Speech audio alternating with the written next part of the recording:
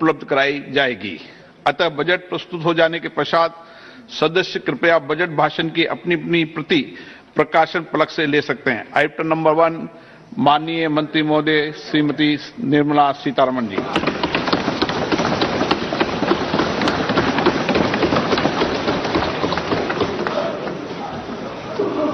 मंत्री जी आज digital budget पढ़ रही हैं।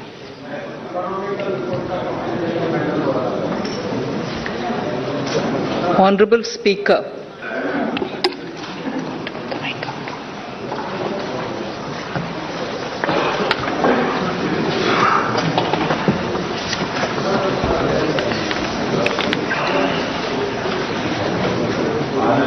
Honorable Speaker, sir, I present the budget for the year 2022-23. At the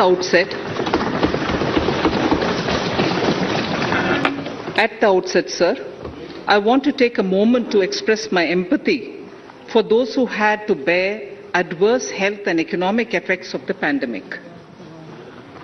The overall sharp rebound and recovery of the economy is reflective of our country's strong resilience.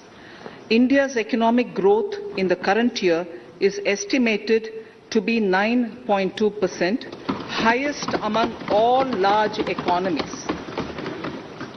I recognize we are in the midst of an Omicron wave with high incidence but milder symptoms. Further, the speed and coverage of our vaccination campaign has helped greatly. With an accelerated improvement of health infrastructure in the past 2 years, we are in a strong position to withstand challenges. I am confident that with Sabka Prayas, we will continue our journey with strong growth.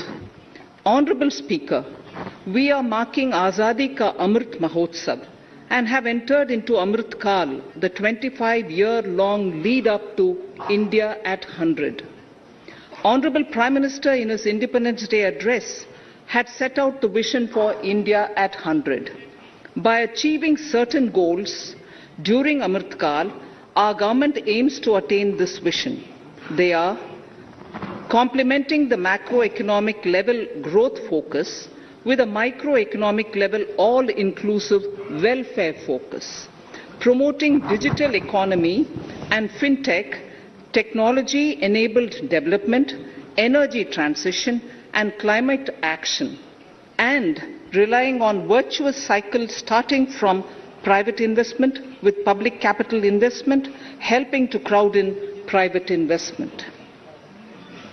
Since 2014, our government's focus has been on empowerment of citizens, especially the poor and the marginalized. Measures have included programs that have provided housing, electricity, cooking gas, and access to water.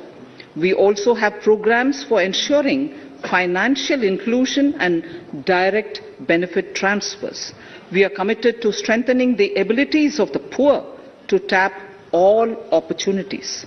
Our government constantly strives to provide the necessary ecosystem for the middle classes, a vast and wide section which is populated across various middle income brackets, to make use of the opportunities they so desire.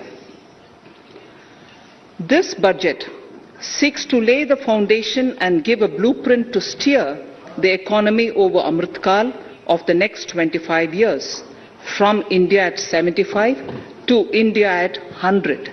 It continues to build on the vision drawn in the budget of 21-22. Its fundamental tenets, which included transparency of financial statement and fiscal position, reflect the government's intent, strengths and challenges. This continues to guide us. The initiatives of the last year's budget have seen significant progress and have been provided with adequate allocations in this budget as well.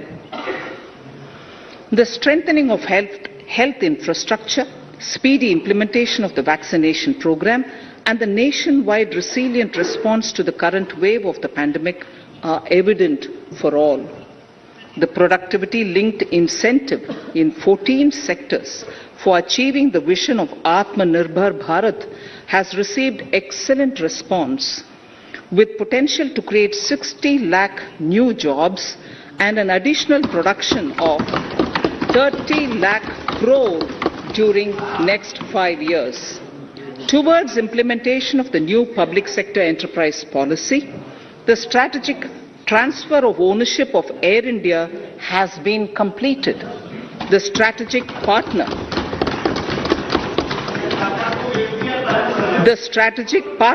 for Neelanchal Ispat Nigam Limited has been selected. The public issue of the LIC is expected shortly. Others too are in the process for 2022-23. The National Bank आपको पर्याप्त मौका पर्याप्त अवसर मिलेगा बेटे बेटे टिप्पणी मत कीजिए. The National Bank for Infrastructure Development and National Asset Reconstruction Company have commenced their activities. Honorable Speaker, sir, Budget 2021-22 had provided a sharp increase in provision for public investment or capital expenditure.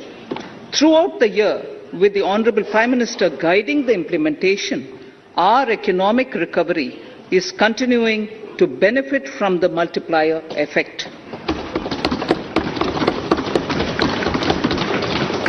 This budget continues to provide impetus for growth. It lays a parallel track of 1. A blueprint for the Amrit Kal, which is futuristic and inclusive. This will directly benefit our youth, women, farmers, the scheduled castes and the scheduled tribes. And number 2, big private public investment. Number 2, big public investment for modern infrastructure, readying for India at 100.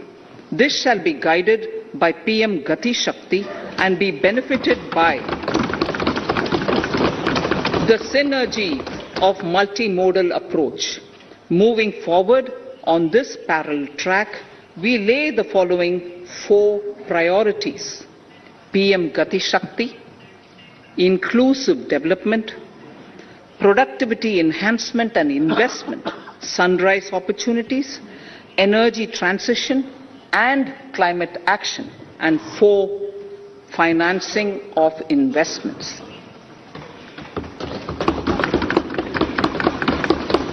PM Gati Shakti. PM Gati Shakti is a transformative approach for economic growth and sustainable development. The approach is driven by 7 engines, namely roads, railways, airports, ports, mass transport, waterways, and logistics infrastructure. All 7 engines will pull forward the economy in unison. These engines are supported by the complementary roles of energy transmission, IT communication, bulk water and sewerage, and social infrastructure. Finally, the approach is powered by clean energy and Sabka Prayas. The efforts of the central government, the state governments, and the private sector together, leading to a huge job and entrepreneurial opportunities for all, especially the youth. PM Gati Shakti Master Plan, National Master Plan. The scope of PM Gati Shakti National Master Plan will encompass the 7 engines for economic transformation, seamless multimodal connectivity, and logistics efficiency. It will also include the infrastructure development by the state governments as per Gati Shakti Master Plan. The focus will be on planning, financing, including through innovative ways, use of technology and speedier implementation. The projects pertaining to these 7 engines in the national infrastructure pipeline will be aligned with PM Gati Shakti framework. The touchstone of the master plan will be world-class modern infrastructure and logistics synergy among different modes of movement, both of people and goods, and location of projects. This will help raise the productivity and accelerate economic growth and development. Road transport. PM Gati Shakti Master Plan for expressways will be formulated in 22-23 to facilitate faster movement of people and goods. The National Highways network will be expanded by 25,000 kilometers in 2022-23. 20,000 crores of rupees will be mobilized through innovative ways of financing to complement the public resources. The data exchange among all mode operators will be brought on unified logistics interface platform designed for application programming interface. This will provide for efficient movement of goods through different modes, reducing logistics cost and time, assisting just-in-time inventory management, and in eliminating tedious documentation. Most importantly, this will provide real-time information to all stakeholders and improve international competitiveness. Open source mobility stack for organizing seamless travel of passengers will also be facilitated. Contracts for implementation of multimodal logistic parks at 4 locations through PPP mode will be awarded in 22-23. Railways will develop new products and efficient logistics services for small farmers and small and medium enterprises, besides taking the lead in integration of postal and railways network to provide seamless solutions for movement of parcels. One station, one product concept will be popularized to help local businesses and supply chains.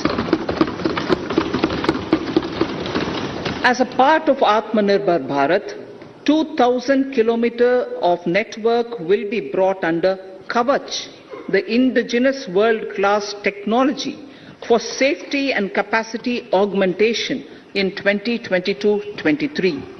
400 new generation Vande Bharat trains will better energy efficiency and passenger riding experience will be developed and manufactured during the next 3 years. 100 PM Gati Shakti cargo terminals for multimodal logistics facilities will be developed during the next 3 years. Innovative ways of financing and faster implementation will be encouraged for building metro systems of appropriate type at scale. Multimodal connectivity between mass urban transport and railway stations will be facilitated on priority. Design of metro systems, including civil structures, will be reoriented and standardized for Indian conditions and needs. Parvat Mala, as a preferred ecologically sustainable alternative to conventional roads in difficult hilly areas, National Ropeways Development Program will be taken up on PPP mode. The aim is to improve connectivity and convenience for commuters, besides promoting tourism. This may also cover congested urban areas where conventional mass transit system is not feasible. Contracts for 8 such ropeway projects for a length of 60 kilometers will be awarded in 22-23.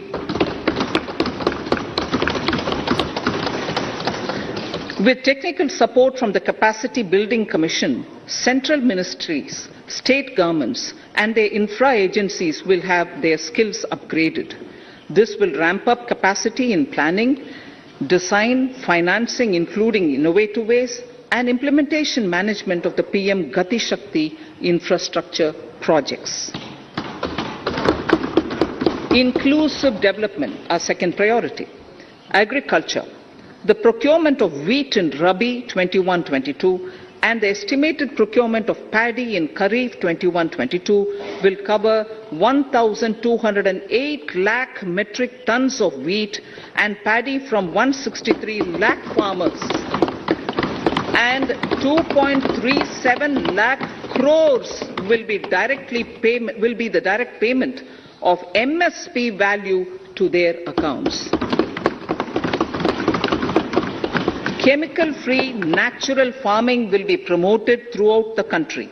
with a focus on farmers' lands in 5-kilometer wide corridors along the river Ganga at the first stage.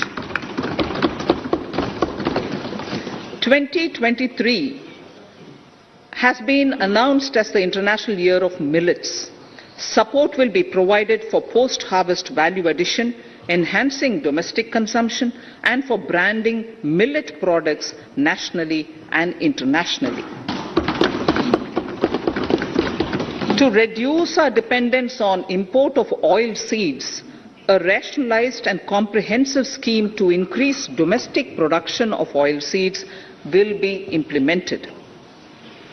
For delivery of digital and high-tech services to farmers, with involvement of public sector research and extension institutions, along with private agri-tech players and stakeholders of agri-value chains, a scheme in PPP mode will be launched.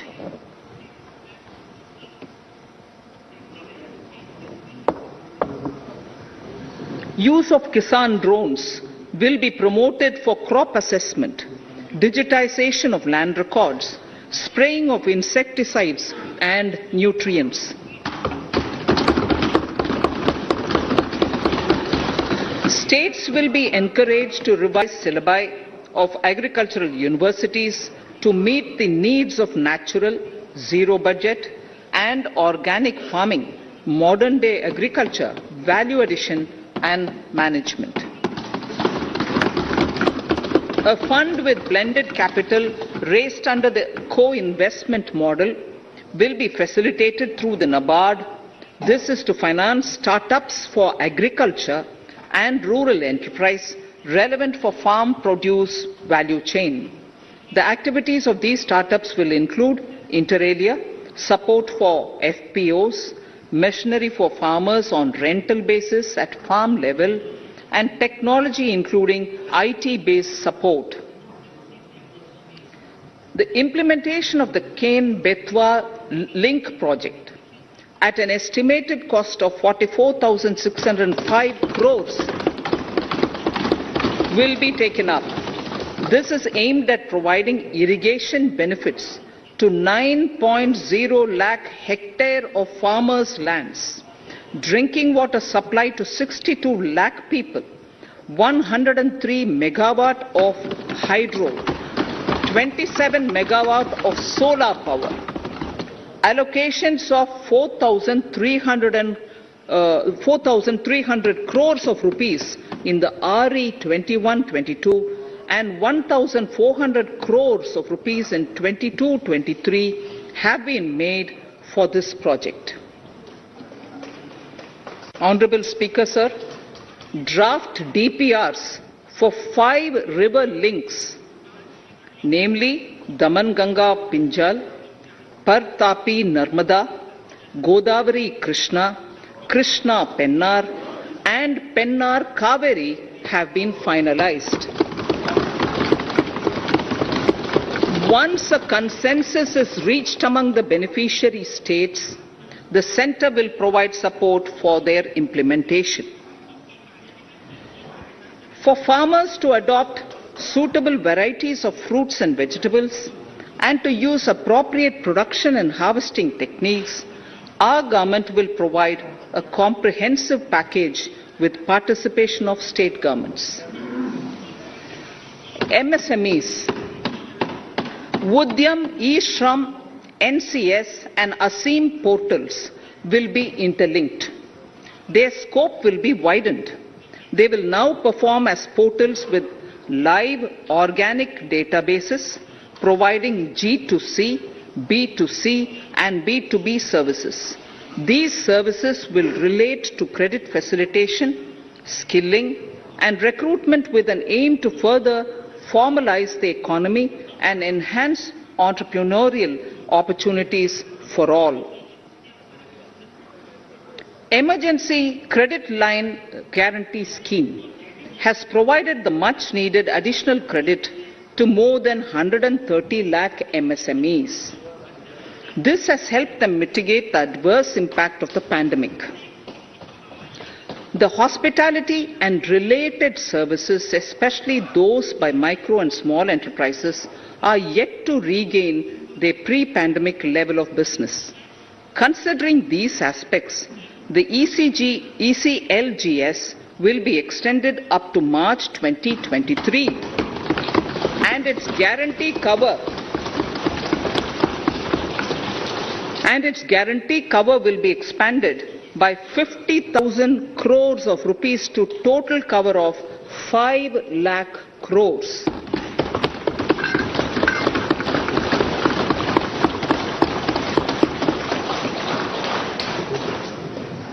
With the additional amount being earmarked exclusively for the hospitality and related sectors. Credit Guarantee Trust for Micro and Small Enterprises, CGT-MSE, scheme will be revamped with required infusion of funds. This will facilitate additional credit of 2 lakh crore for micro and small enterprises and expand employment opportunities.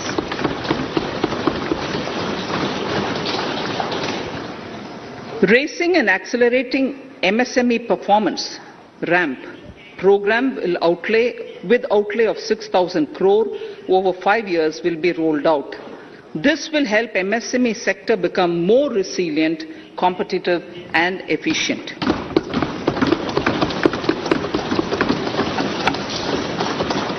Skilling programs and partnership with the industry will be reoriented to promote continuous skilling avenues, sustainability and employability. The National Skill Qualification Framework will be aligned with dynamic industry needs. Digital ecosystem for skilling and livelihood, the Desh Stack e-portal, will be launched. This aims to empower citizens to skill, reskill or upskill through online training. It will also provide API-based trusted skill credentials, payment and discovery layers to find relevant jobs and entrepreneurial opportunities. Startups will be promoted to facilitate Drone Shakti through varied applications and for drone as a service. In select ITIs in all states, the required courses for skilling will be started. Due to the pandemic-induced closure of schools, our children, particularly in the rural areas and those from scheduled castes and scheduled tribes and other weaker sections, have lost almost 2 years of formal education. Mostly, these are children in government schools. We recognize the need to impart supplementary teaching and to build a resilient mechanism for education delivery. For this purpose, One Class, One TV channel program of PM E-Vidya will be expanded from 12 to 200 TV channels. This will enable all states to provide supplementary education in regional languages for classes 1 to 12.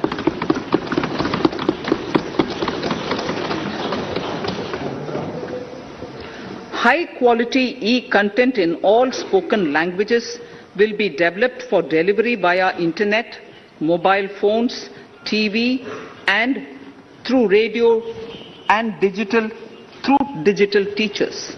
A competitive mechanism for development of quality e-content by the teachers will be set up to empower and equip them with digital tools of teaching and facilitate better learning outcomes. A digital university will be established to provide access to students across the country for world-class quality universal education with personalized learning experience at their doorsteps. This will be made available in different Indian languages and ICT formats. The university will be built on a networked hub and spoke model, with the hub building cutting-edge ICT expertise. The best public universities and institutions in the country will collaborate as a network of hub and spoke. An open platform for the national digital health ecosystem will be rolled out. It will consist of digital registries of health providers and health facilities, unique health identity, consent framework and universal access to health facilities. The pandemic has accentuated mental health problems in people of all ages. To better the access to quality mental health counseling and care services, a national tele-mental health program will be launched. This will include a network of 23 tele-mental health centers of excellence, with NIMHANS being the nodal center, and International Institute of Information Technology, Bangalore, IIIT Bangalore, providing technology support. Recognizing the importance of Nari Shakti as the harbinger of our bright future and for women-led development, during the Amrit Kal, our government has comprehensively revamped the schemes of the Ministry of Women and Child Development. Accordingly, 3 schemes, namely Mission Shakti, Mission Vatsalya, Saksham Anganwadi and Poshan 2.0 were launched recently to provide integrated benefits to women and children. Saksham Anganwadis are a new generation Anganwadis that have better infrastructure and audio-visual aids, powered by clean energy and providing improved environment for early childhood development. 2 lakh Anganwadis will be upgraded under this scheme. Current coverage of Har Ghar Nal Se Jal is 8.7 crores. Of this, 5.5 crore households were provided tap water in last 2 years itself. Allocation of 60,000 crores of rupees has been made with an aim to cover 3.8 crore households in 2022 and 23. In 22-23, 80 lakh houses will be completed for the identified eligible beneficiaries of the PM Awas Yojana, both rural and urban. 48,000 crores is allotted for this purpose. The central government will work with the state governments for reduction of time required for all land and construction related approvals, for promoting affordable housing for middle class and for the economically weaker sections in urban areas. We shall also work with the financial sector regulators to expand access to capital along with reduction in cost of intermediaries. A new scheme, Prime Minister's Development Initiative for the Northeast, will be implemented through the Northeastern Council. It will fund infrastructure in the spirit of PM Gati Shakti and social development projects based on felt needs of the Northeast. This will enable livelihood activities for youth and women, filling the gaps in various sectors. It will not be a substitute for existing central or state schemes. While the central ministries may also post their candidate projects, priority will be given to those posted by the states. An initial allocation of 1,500 crores of rupees will be made, and the initial list of projects is given in Annexure 1 of my speech. Our vision to improve the quality of life of citizens in the most backward districts of the country through Aspirational Districts program has been translated into reality in a very short span of time. 95% of those 112 districts have made significant progress in key sectors such as health, nutrition, financial inclusion and basic infrastructure. They have surpassed even some of the state average values.